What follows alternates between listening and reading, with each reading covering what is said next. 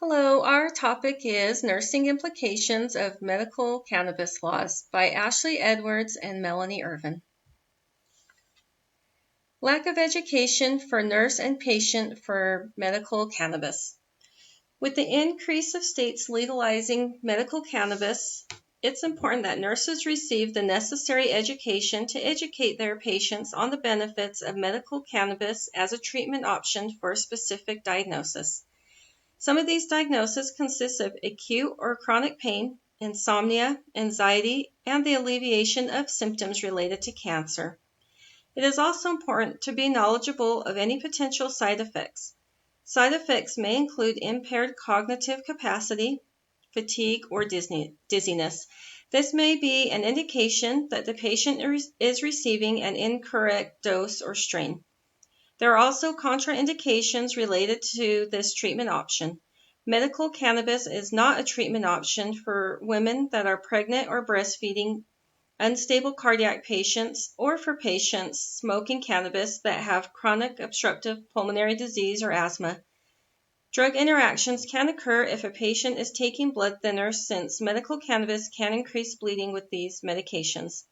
It can also lower blood sugar and blood pressure, so it's important to be cognizant of this when patients are taking anti-diabetic medications and antihypertensives. Lack of education leading to undefined regulations and standard of care. Since the legalization of cannabis is fairly new, there is a lack of information in regard to the standard of care and nursing regulations.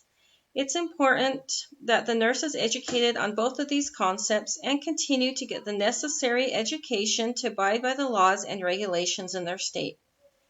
This includes who is eligible to receive medical cannabis, certification to administer medical cannabis, proper handling including storage and disposal of medication. Training on a proper assessment for these patients is crucial to determine if medical cannabis is a viable treatment option. The assessment should focus on their knowledge of cannabis and how it works, if they are currently taking cannabis or a history of cannabis use, their current medications and medical history to avoid potential drug interactions or side effects, and if they are financially able to afford medical cannabis since it's not covered by insurance. The nurse needs to be knowledgeable about the different strains to find the best option for the patient's specific condition. There needs to be education on the standard of care related to the dose that a patient should be started on and how to titrate the dose depending on effectiveness or side effects. The nurse and patient both need to be educated on the best delivery method for administration of medical cannabis in relation to their condition. Some delivery methods include inhaling it via smoking or vaping, edibles, or cannabis oil capsules.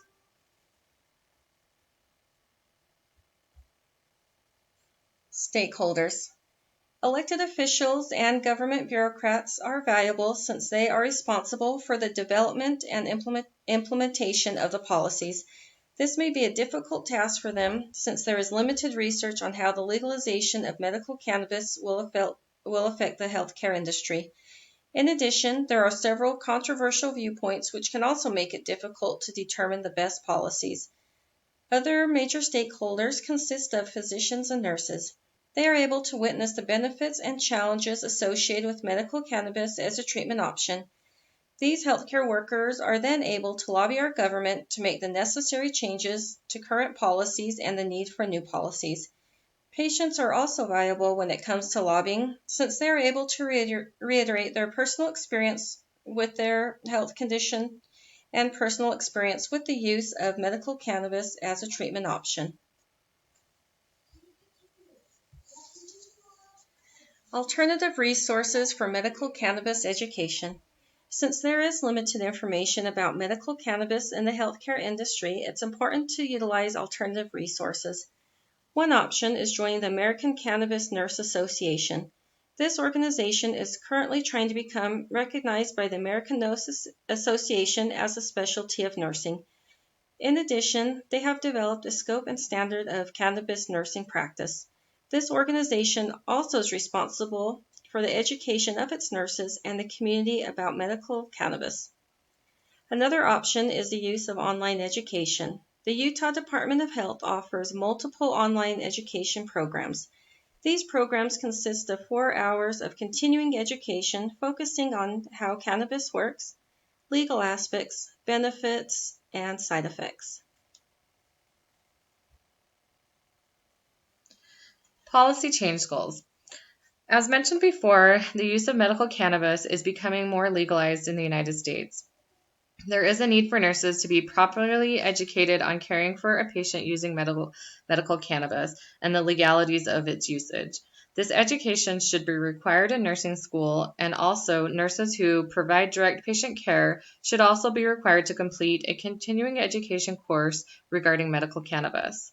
In 2019, there were 33 states and Washington, D.C. that had legalized marijuana to be used for medicinal purposes. Despite the increasing legalization of medical cannabis, this topic is not typically discussed in nursing school.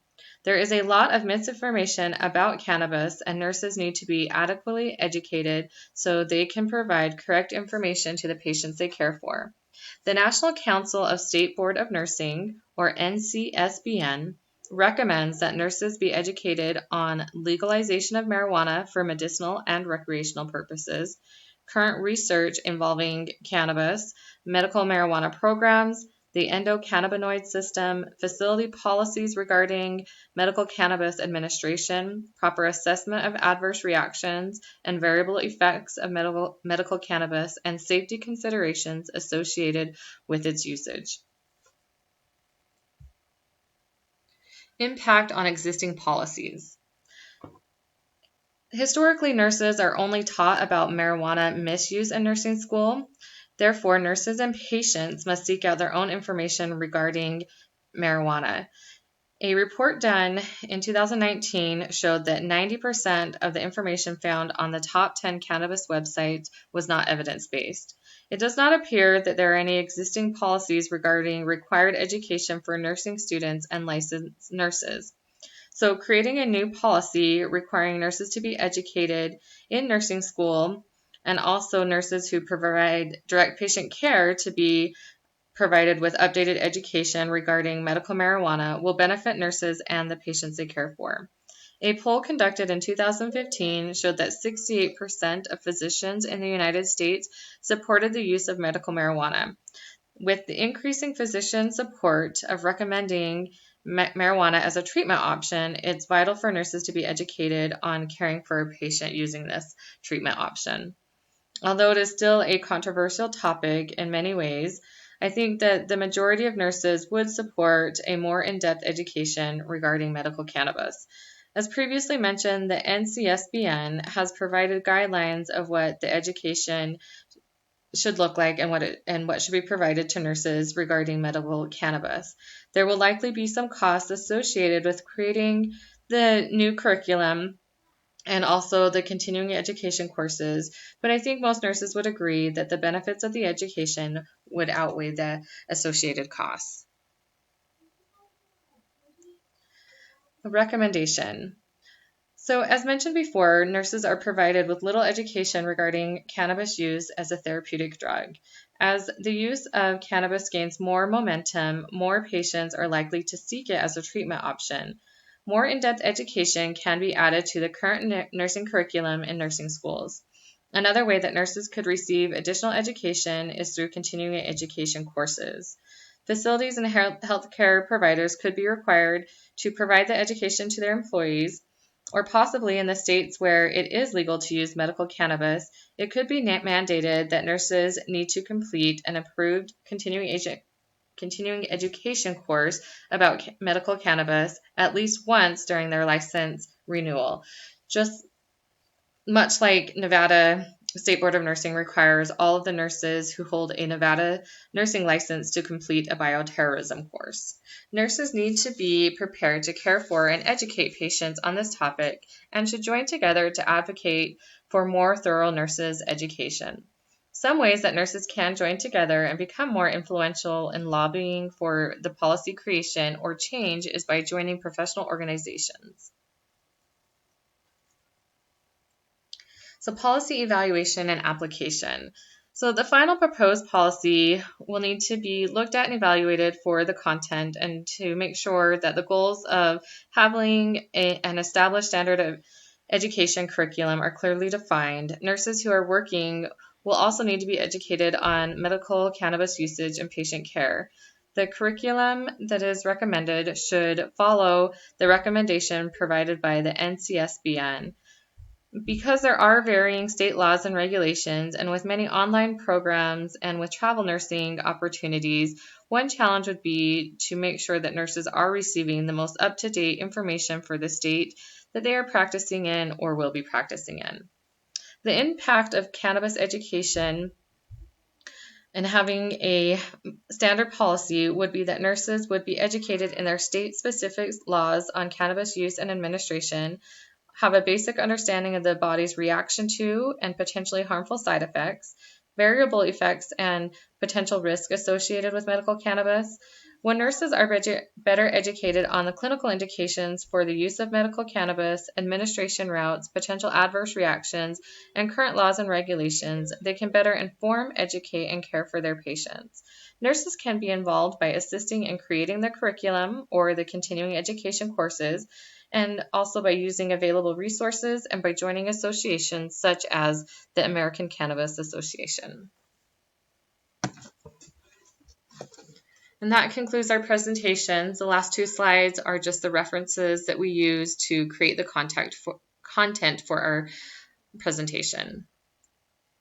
We hope you enjoyed it. Thank you.